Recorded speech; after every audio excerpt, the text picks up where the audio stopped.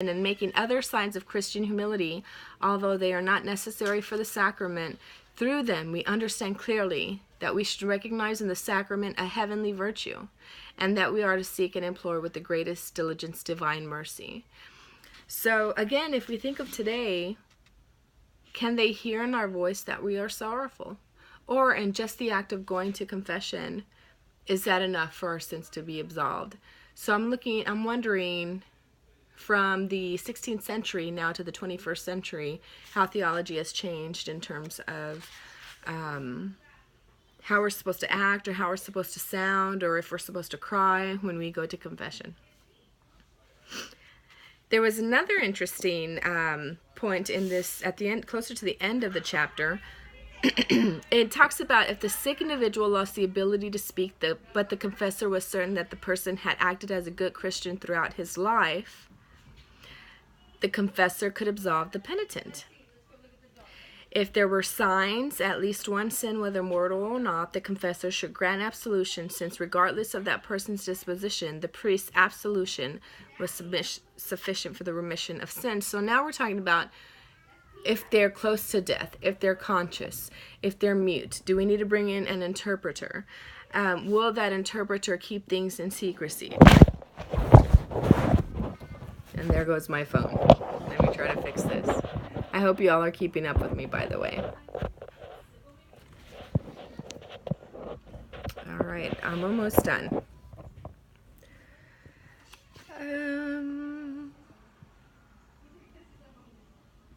There were some concerns, and for example, on page 127, it says Father Diego Duran complained that the Indians were so poorly prepared for confession that he could not find even signs of attrition in them, fear of hell. We talked in our last chapter about the difference between contrition and untrition, fear of hell, and he couldn't even find attrition in these Indians.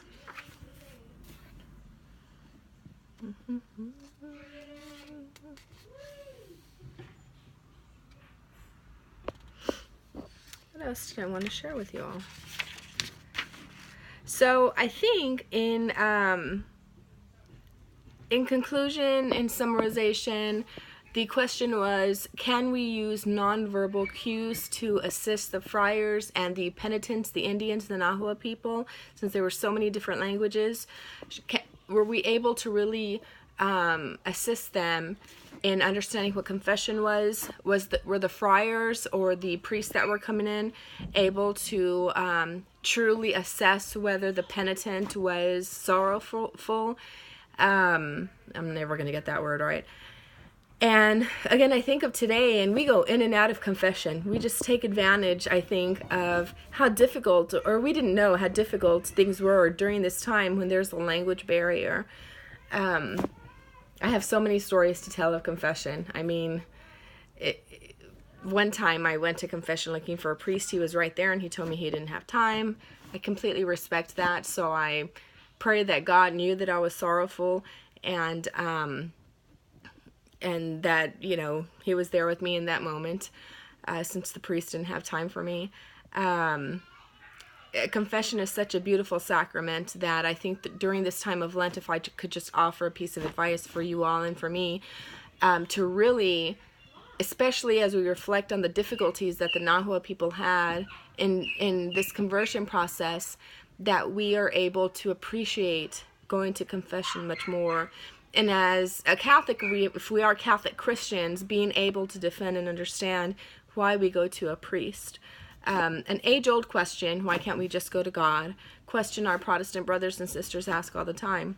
But since this is a Catholic college, we know that Jesus Christ introduced the sacrament of confession, gave the keys to the priests, or gave them the power to loosen and bind sins on earth, and the same would happen in heaven.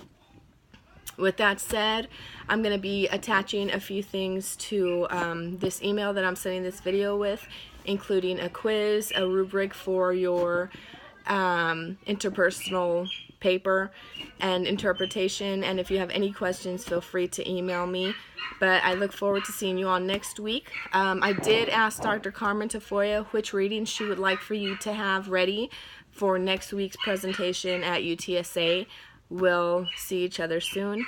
And thank you for your prayers on me getting better. Goodbye and good night.